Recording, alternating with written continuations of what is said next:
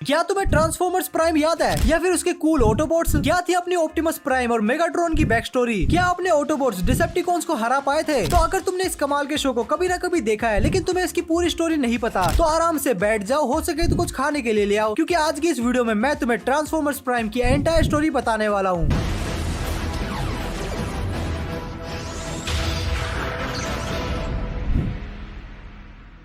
तो कहानी की शुरुआत होती है एक रेड सेक्सी मसल कार से, जो कि हमें पता चलता है कि एक ऑटोबॉट है। इसका नाम क्लिफ जंपर है और इसे एनार्गोन का एक सिग्नल मिलता है। अब तुम लोग सोच रहे हो कि एनार्गोन किस आलू का नाम है, तो बेसिकली ये ऑटोबॉट्स और डिसेप्टिकॉन्स का लाइफ फ्यूल है। क्लिफ जैसे ही वहाँ पे पहुंचता है, कुछ गुंडे लोग इस पे दावा बोल देते हैं और बहुत ही गोलीबारी के बाद भाई साहब ले जाते हैं और वो गुंडे लोग इसको उठा के लेके जाते हैं इनके कमांडर स्टार स्क्रीम के पास। और जब तक बाकी के ऑटोबॉट्स इसकी मदद के लिए पहुंचते, वहाँ पे सब कुछ साफ हो गया था। अब तुम लोग सोच रहे होगे कि ये बंदा कौन है, इसे मारने वाले कौन है, किसके पास ले गए, तो सब कुछ समझ में आएगा। वीडियो को आगे देखते रहो, आइए देखते हैं, मजा आएगा। नेक्स्ट सीन में हमें एक लोंडा जैक दिखाया जाता है जो कि बर्गर शॉप में मजदूरी कर रहा होता है और उसे एक मस्त सी बाइक दिखती है और वही लोंडो वाली आदत, अच्छी बाइक दिखी नहीं कि उसमें बैठ जाते हैं। और जैसे ही भाई साहब अपनी तशरीफ को बाइक पे रखते हैं, वहाँ पे दो गुंडे आ जाते हैं और उसके बाद वो बाइक जिसका नाम आरसी होता है, वो एक ऑटोबॉट निकलता है। हाय कितनी होट है यार। और फिर गुंडे और हमारे लोंडो के बीच में मस्त पकड़म पकड़ाई होती है। इसी बीच हमें ये पिल्ला ऑटोबॉट भी दिखाया जाता है जिसका नाम बम्बल बी होता है और ये भाई साहब गुंगे होते हैं। और जब बम्बल बी और आरसी गुंडे लोगों से भिड़ रहे होते हैं, ये सारा कारनामा ये पिद्दी सा बच्चा देख लेता है जिसका नाम रैफ होता है। अब जो कि जैक और रैफ, जो कि एक तुच्छ मनुष्य होते हैं, उन लोगों ने ऑटोबॉट्स को देख लिया है, तो ये दोनों उन्हें उठाने के लिए वहाँ पहुंच जाते हैं, लेकिन जैक मना कर देता है। और फिर ये छिपकली जिसका नाम मीको होता है, ये आरसी को देखता है और ये लोग 2 से 3 हो जाते हैं।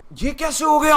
और फिर अपने ऑटोबॉट्स इन सभी पिद्दियों को लेके जाते हैं ऑटोबॉट्स के लीडर के पास, जिसकी आवाज से ऐसा टेस्टोस्टेरोन कूट कूट के निकल रहा है, ऑप्टिमस प्राइम के पास। और वो हमारे पिद्दियों को बताता है कि वो सब साइबरट्रॉन प्लेनेट से है और वो धरती पे अर्थ को डिसेप्टिकॉन से बचाने के लिए आए हैं। उसके बाद ऑप्टिमस प्राइम पिद्दियों की सेफ्टी की जिम्मेदारी लेता है और जैक को आरसी देता है, रैफ को बम्बलबी और मीको को बकलहेड। और वहीं हम देखते हैं कि डिसेप्टिकॉन्स एक सिग्नल के लिए एक स्पेस पोर्टल चालू करते हैं और आता है इस शो का मेन गुंडा मेगाट्रॉन। आगे हमें बताया जाता है कि मेगाट्रॉन डिसेप्टिकॉन्स का लीडर है और उसके बाद वो अपने दल्ले, मेरा मतलब अपने कमांडर से मिलता है और उसे दिखाता है द डार्क एनार्गोन, जो कि है यूनिक्रॉन का खून। अब तुम लोग सोच रहे हो कि ये यूनिक्रॉन किस बला का नाम है, तो रुक जाओ, आगे तुम्हें सब कुछ पता चलेगा। हम देखते हैं कि स्टार स्क्रीम मेगाट्रॉन को क्लिफ हैंगर की बॉडी गिफ्ट करता है। काफी रंगीन मिजाज है भाई साहब के। फिर मेगाट्रॉन अपना क्लिफ की बॉडी में देता है डार्क एनार्गोन। क्या जोक मारा भाई। और फिर ऐसा करने से हमारा क्लिफ भाई साहब ज़ोंबी बन जाता है और सबसे चिप्स मांगता है और ना देने पे सबकी गुद्दियां तोड़ता है। उसके बाद अपने ऑटोबॉट्स को क्लिफ का सिग्नल मिलता है और सिग्नल का पीछा करते करते वो एक केव में पहुंचते हैं, जहाँ पे उन्हें क्लिफ तो मिलता है लेकिन एक नहीं 2। हाँ, क्योंकि वो क्लिफ मेगाट्रॉन का भी चिप्स मांगने गया था, तो भाई साहब ने उसकी गुद्दी तोड़ दी। और फिर वो हरामी स्टार स्क्रीम उसी केव में बम फेंक के भाग जाता है, साला पाकिस्तानी। ये भी मेरी गलती है। नहीं भाई, मेरी गलती है। और आगे हम देखते हैं कि हमारा बदमाश मेगाट्रॉन कुछ तो जड़ी बूटी लेके अपना पावर अप कर लेता है और फिर अपना ऑप्टिमस प्राइम और रैचिट जाते हैं एक ऐसी जगह जहाँ पे दफन थे वो लोग जो कि जंग के दौरान अर्थ पे थे और यहाँ निपट गए। और फिर हमारे ऑटोबॉट्स के काले एजेंट दोस्त को हमारे इन 3 पिल्लों के बारे में पता चल जाता है और डिसेप्टिकॉन्स उसे उठवा लेते हैं ताकि वो ऑटोबॉट्स के ठिकाने का पता लगा सके। और फिर सबको बचाने के लिए हमारा बल्कहेड ये 3 पिल्लों के साथ जाता है और उसकी मदद के लिए आरसी और बम्बल बी भी आते हैं। और माराकाटी के बाद वो उस काले एजेंट को तो बचा लेते हैं, लेकिन हमारे ऑप्टिमस प्राइम भाई साहब की फील्डिंग सेट हो चुकी थी। मेगाट्रॉन उसके अड्डे पे पहुंच जाता है और उन डेड बॉडीज को ज़ोंबीज बना देता है। और फिर हमारे ऑप्टिमस प्राइम और रैचिट उनसे भिड़ जाते हैं और उनमें दे रैपिड पेलते हैं और उन सभी को सुला के वहां से चले जाते हैं। और उसके बाद ऑप्टिमस को समझ में आ जाता है कि मेगाट्रॉन अपनी आर्मी के लिए साइबरट्रॉन से मुर्दे लोग लेगा ताकि वो उन्हें भी ज़ोंबीज बना सके। तो मेगाट्रॉन को रोकने के लिए अपने लोंडे उसके स्पेस ब्रिज में जाते हैं और अपना रैफ डिसेप्टिकॉन्स को साइबरट्रॉन के एग्जैक्ट कोऑर्डिनेट ढूंढने से रोकता है। और इसके दूसरी तरफ ये पिद्दी लोग उसी ऑफिस में है जहाँ पे मेगाट्रॉन का गुंडा साउंड वेव है और हमें पता चलता है कि ये साला भी गुंगा है, लेकिन गुंगा हुआ तो क्या हुआ, काम का लुंडा है। और ये साइबरट्रॉन के कोऑर्डिनेट्स को लेके जाने लगता है, लेकिन वो इन लोगों की एक फोटो ले लेता है और मनी मन सोचता है कि सालो तुम्हारी भी फील्डिंग सेट हो चुकी है। और तभी हम देखते हैं कि डिसेप्टिकॉन्स डार्क एनार्गोन स्पेस ब्रिज से साइबरट्रॉन को पकड़ लेते हैं और ऐसा करने से सारे के सारे मुर्दा जिंदा हो जाते हैं। और फिर अपने ऑप्टिमस और मेगाट्रॉन भाई साहब का 1v1 चालू होता है और मेगाट्रॉन को पेलने के बाद और खुद भी थोड़े पेले जाने के बाद हमारे लोंडे उस स्पेस ब्रिज को बंद कर देते हैं और इसी के साथ हमारा मेगाट्रॉन भी निपट जाता है। लेकिन क्या सच में, वो तो हमें आगे पता चलेगा। वीडियो में आगे जाने से पहले अगर तुम्हें कंटेंट पसंद आ रहा है और तुम कंटेंट को सपोर्ट करना चाहते हो तो वीडियो को लाइक करके हाइप जरूर से कर देना। इसके अलावा ऐसा कंटेंट फ्यूचर में मिस करना नहीं चाहते तो चैनल को सब्सक्राइब भी तुम कर सकते हो।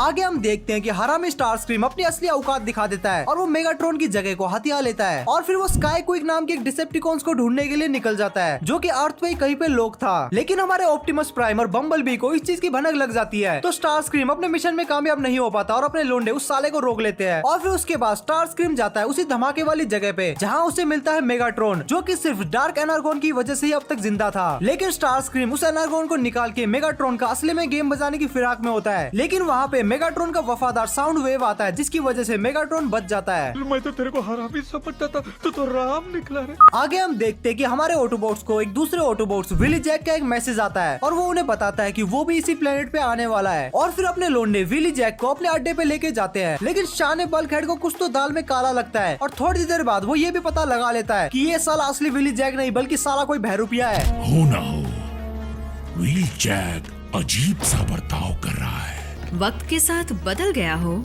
जैकी ऐसा नहीं है। और ऐसा ही होता है क्योंकि हमें दिखाया जाता है कि असली विली जैक तो डिसेप्टिकॉन्स की शिप में कैद है। और उधर हम देखते हैं कि डुप्लीकेट गुंडा मीको को उठा लेता है और वो ब्रिज से उसी शिप पे जाने का ट्राई करता है। लेकिन एंड मोमेंट पे असली विली जैक वहाँ पे एंट्री मारता है, जो कि वॉर शिप पे सबकी गुद्दियां लाल कर देता है। और फिर अपने लोंडे विली जैक की शिप को रिपेयर करते हैं और फिर वो फाइनली अपने मिशन पे चला जाता है, क्योंकि भाई साहब को समझ में आ जाता है कि अगर यहाँ पे रहूंगा तो इन पिल्लों को संभालना पड़ेगा, तो मस्त कट लेते हैं। आगे हम देखते हैं कि गुंडे लोग हमारे काले एजेंट पे हमला कर देते हैं ताकि वो उससे एक न्यूक्लियर डिवाइस को छीन सके। और फिर हमारे ऑटोबॉट्स उसकी मदद करने के लिए आते हैं और गुंडे लोगों को पीट पाटने के बाद उन्हें पता चलता है कि ये कोई डिसेप्टिकॉन्स नहीं बल्कि इंसान है। ये साले तुच्छ मनुष्य है, बस अपना रोला जमाना चाहते थे। और इनके ग्रुप का नाम होता है मैक। और अब इन हरामियों को भी ऑटोबॉट्स के बारे में पता चल चुका है। आगे हमें पता चलता है कि अर्थ के एक म्यूजियम में एक गोला रखा गया है और आम लोग तो उसे एक आर्टिफैक्ट समझते हैं, लेकिन वो कोई आर्टिफैक्ट नहीं बल्कि एक स्पार्क एक्सट्रैक्टर है, जो कि ऑटोबॉट्स और डिसेप्टिकॉन्स दोनों की गेम की मस्ती एक ही बार में निकाल सकता है। सीधी भाषा में बोलूं तो ये गोला काफी डेंजर चीज है। और फिर हमारे ऑटोबॉट्स और डिसेप्टिकॉन्स के बीच में उस गोले को लेकर मस्त रोला मचता है और मारामारी के बाद उस गोले को डिसेप्टिकॉन्स चुरा लेते हैं। सबके सब चोर हैं साले। और उसके बाद ये पहलवान भाई साहब उन सभी की गुद्दियां तोड़ के उस बॉल को भी तोड़ देते हैं। भाई साहब यार तोड़ना तो नहीं था, शायद हमारे काम ही आ जाता है यार। आगे हम देखते हैं कि अपना आरसी और जैक एक जंगल में जाते हैं थोड़ी सी जासूसी करने, और यहाँ पे आरसी को मिलता है ये हवस का पुजारी, जिसने साइबरट्रॉन में आरसी के सामने उसके बंदे की ले ली थी। अब ये आरसी की नहीं बल्कि इस बंदे जैक की लेने की फिराक में है। कैसी अपमानजनक बातें कर रहा लड़का ये। आरसी जैक को वहाँ से कट लेने को बोलता है और अपना जैक भाई साहब कुत्तों की तरह दौड़ना शुरू करता है और थोड़ी देर तक मस्त पकड़म पकड़ाई चलती है। लेकिन एंड में अपना आरसी भाई साहब आके जैक को बचा ही लेता है और फिर हमारी होटी आरसी आर्कनेट की गुद्दी लाल कर देती है और वो साला वहाँ से भाग जाता है। आगे हम देखते हैं कि हमारे ऑटोबॉट्स को एक सिग्नल आ रहा होता है, जो कि एक ऑटोबॉट शिप से आ रहा होता है। और उस चीज का पता लगाने के लिए हमारा ऑप्टिमस प्राइम और रैचिट वहाँ पे जाते हैं और वो देखते हैं कि यहाँ पे तो मरे हुए लोगों की पार्टी हो रही है और एक मरे हुए का खून ऑप्टिमस के ऊपर गिर जाता है और उसमें कोई तो एक खतरनाक वायरस था। अब इससे पहले कि हमारा ऑप्टिमस प्राइम भाई साहब वायरस की वजह से निपट जाए, आरसी और बी जाते हैं डिसेप्टिकॉन्स की शिप में और वहाँ जाके उनकी फट जाती है जब उन्हें पता चलता है कि हमारा बदमाश मेगाट्रॉन तो अभी भी जिंदा है। असंभव! आरसी तो उसका स्विच ऑफ करने वाली थी, लेकिन अपना रैचिट उसे रोकता है और वो लोग प्लान बनाते हैं कि बदमाश मेगाट्रॉन के शैतानी दिमाग में जाएंगे और उस वायरस का इलाज खोजेंगे। और वो लोग ऐसा ही करते हैं। हमारे बी भाई साहब को बलि का बकरा बना के वहाँ पे भेजा जाता है और मेगाट्रॉन को इस चीज की भनक लग जाती है और वो बी के साथ सौदेबाजी करता है कि तू मुझे बचा, मैं ऑप्टिमस प्राइम को बचा दूंगा। लेकिन हमारा बी भाई साहब उसकी बात को नहीं मानता और जब हमारा बी उससे डिस्कनेक्टेड होता है तो मेगाट्रॉन का सबकॉन्शियस बी के अंदर आ जाता है और बी की बॉडी का यूज करके मेगाट्रॉन डार्क एनर्गॉन की मदद से खुद को जिंदा कर लेता है। आगे हम देखते हैं कि स्टारस्क्रीम की मस्त गुद्दी टूट रही होती है और वो गुद्दी और कोई नहीं बल्कि मेगाट्रॉन तोड़ रहा होता है। लेकिन साले की गान मस्ती तो देखो, इतना पिटने के बाद भी वो एनर्गॉन का एक टुकड़ा लेके भागी जाता है और वो सीधा स्काई क्विक की कबर पे पहुंच जाता है और उसे जिंदा भी कर देता है। और उसके जिंदा होते ही हमारे ऑटोबॉट्स उसका सिग्नल पकड़ के वहाँ पे पहुंच जाते हैं। लेकिन ऑटोबॉट्स के साथ ये तीनों पिद्दी भी आए हुए होते हैं। लेकिन स्टारस्क्रीम वहाँ पे एक ब्रिज खोल के वहाँ से कट लेता है, लेकिन एक साथ दो ब्रिज खुलने की वजह से वो तीनों पहुंच जाते हैं शैडो वर्ल्ड में।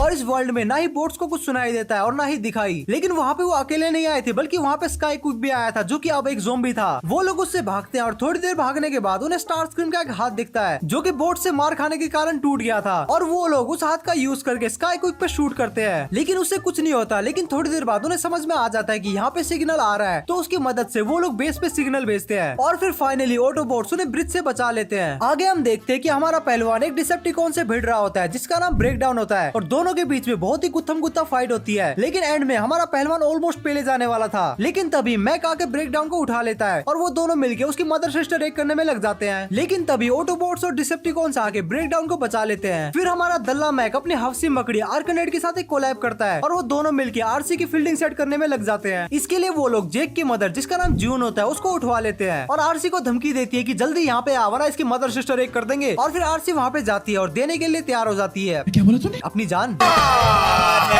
और वहाँ पे हमें पता चलता है कि मैक का प्लान ओमेगा से रिलेटेड है, जिसके बारे में हमें अभी तो कुछ नहीं बताया गया, लेकिन आगे बताया जाएगा, तो वीडियो को एंड तक जरूर देखना। लेकिन तभी वहाँ पे एंड मोमेंट पे ब्लैक एजेंट धावा बोल देता है और उसके बाद दोनों दलों को वहाँ पे कुत्तों की तरह भागना पड़ता है। और ऐसे जेक की मम्मी को उसके बेटे की संगत किन किन लोगों के साथ है ऐसा पता चलता है। आगे हम देखते हैं कि मेगाट्रॉन को साइबरटोरियन डिवाइस के बारे में पता चलता है, जिसे लाने के लिए वो ब्रेकडाउन को भेजता है और अपने रेचित को भी एक मैग्नेटिक सिग्नल मिलता है और वो अपने पहलवान और होटी आरसी को भेजता है। लेकिन साथ में चुपके से मीको भी वहाँ पे पहुंच जाती है और वहाँ पे वो देखते हैं कि ब्रेकडाउन और हफ्सी आर्कनेट आपस में भिड़ रहे होते हैं, लेकिन अपने लोंडे वहाँ पे थर्ड पार्टी कर देते हैं और अपने ऑटोबोट्स डिवाइस खोजने की कोशिश में आर्कनेट, होटी और पहलवान को आपस में चिपका देते हैं। लेकिन ब्रेकडाउन आर्कनेट को ढूंढता है और उसे डिवाइस खोजने की ट्राई करता है, लेकिन तब तक बाकी के ऑटोबोट्स भी आ चुके थे और उन सभी को पेल के उनसे डिवाइस ले लेते हैं और उन सभी सालों को वहीं पे चिपका देते हैं। और एंड में हम देखते हैं कि आर्कनेट मेगाट्रॉन को ज्वाइन कर लेता है और ज्वाइनिंग के पहले दिन ही अपना आर्कनेट मेगाट्रॉन को बताता है कि बहुत टाइम पहले एक डिसेप्टिकॉन शिप अर्थ पे आके गिरा था, जिसका नाम था हेविंगर और उसमें एक बहुत ही ताकतवर हथियार भी था और वहाँ पे अपना 2 ग्लास स्टार स्क्रीम भी आता है और मेगाट्रॉन उस हथियार को लाने के लिए उन दोनों को भेजता है। वो दोनों पूरी शिप को छान मारते हैं, लेकिन वहाँ पे उन्हें घंटा भी कुछ नहीं मिलता और शिप के चालू होने से हमारे ऑटोबोट्स को भी सिग्नल जाता है, जिसकी वजह से वो वहाँ पे पहुंच जाते हैं। और इसी पे स्टार स्क्रीम बताता है कि जब ये शिप आसमान में थी तब ऑटोबोट्स ने इसको तोड़ ताड़ के इसके 2 टुकड़े कर दिए थे, लेकिन इसी बीच आर्कनेट 2 ग्लास स्क्रीम को वहीं पे बंद कर देता है, जिसे हमारे ऑटोबोट्स पकड़ लेते हैं। और उसके बाद आरसी को पता चलता है कि ये वही बंदा है जिसने क्लिफ जंपर को निपटाया था, तो वो उसके साथ 1v1 करने लग जाती है, लेकिन हमारा स्टार स्क्रीम उसे पेल पाल के वहाँ से भाग जाता है और अपने आर्कनेट उस वेपन को ढूंढ लेती है और सबको जमा देती है और उस वेपन का नाम था स्टेबलाइजर। लेकिन हमारा बी फ्रीज होने की एक्टिंग करता है, जो कि अर्जुन कपूर से तो अच्छी थी। वंडरवर्ल्ड में जिक्र आया राह के नाम का। और आर्कनेट को मस्त पेलना शुरू करता है, लेकिन इसी पेलम पाली में वो स्टेबलाइजर भी टूट जाता है। लेकिन हमारा रेचेट उसे ठीक ठाक करके सबको वापस से अनफ्रीज करता है और उसके बाद स्टार स्क्रीम फैसला लेता है कि अब से वो किसी के भी अंडर काम नहीं करेगा। मैंने कई गलतियां की,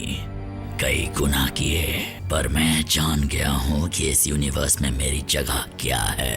अगले एपिसोड में हम देखते हैं कि रेचेट को एक सिग्नल मिलता है साइबरट्रोनियन सिलेंडर का, जिसमें बहुत ही डेंजरस नॉलेज होता है और ऐसे टोटल में कुछ 10 सिलेंडर होते हैं जिन्हें डिसेप्टिकॉन से बचाने के लिए पूरे स्पेस में छुपा दिया गया था। और उन्हें पता चलता है कि उसमें से एक अर्थ पे होता है, तो हमारा ऑप्टिमस प्राइम अपने बोट्स के साथ उसे लेने के लिए वहाँ पे पहुंच जाता है, लेकिन वहाँ पे भसड़ मच जाती है, तो पहलवान को बुलाया जाता है। लेकिन ये मीको की गान मस्ती तो देखो, चाहे तो आराम से बैठ सकती थी और वो सिलेंडर की नॉलेज निकाल के बल्क हेड को देती है, जिससे वो बेहोश हो जाता है और भसड़ को खत्म करके बेस में अपना पहलवान कुछ लिखना शुरू करता है और वो होता है एक फॉर्मूला सिंथेटिक एनार्गोन का। और अब हमारे ऑटोबोट्स खुद से एनार्गोन को बना सकते थे, लेकिन इस वजह से अपने पहलवान की याददाश्त जारी होती है और इससे पहले कि वो इस फॉर्मूला को पूरा करे, वो अपनी याददाश्त को कम्प्लीटली खो देगा। और जैसे ही वो फॉर्मूला कंप्लीट करने वाला होता है, मीको उसे याद दिलाने के लिए बाहर लेके जाती है और यहाँ पे ये 2 नालायक ब्रेकडाउन और नॉकआउट टपक जाते हैं और बल्क हेड फॉर्मूला पूरा नहीं कर पाता और सारी नॉलेज उससे निकल जाती है। लेकिन हमारी मीको गिटार बजा के उसे सब कुछ याद दिलाती है।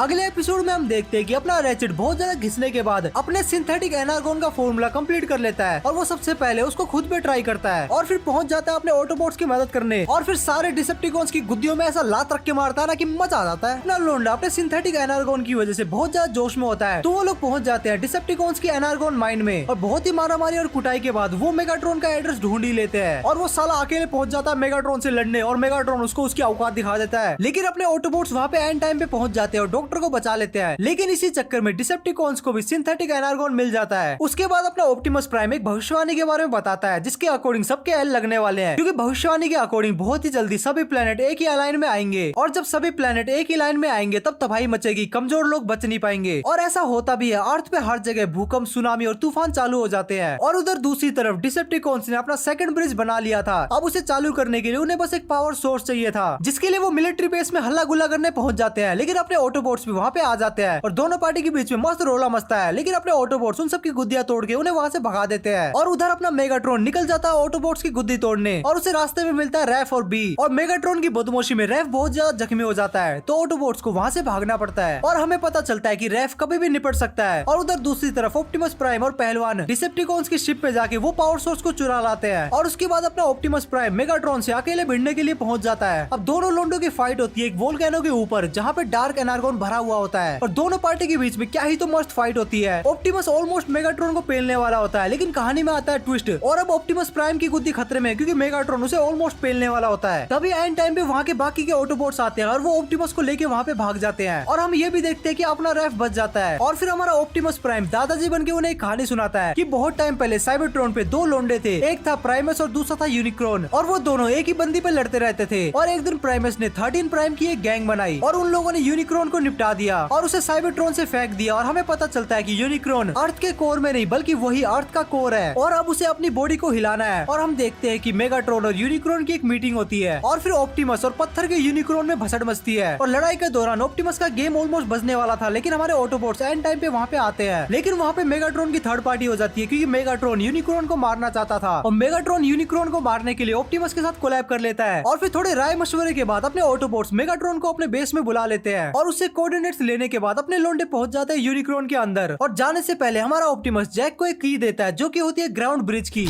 मेरी एक चीज संभाल कर रखोगे? क्यों नहीं?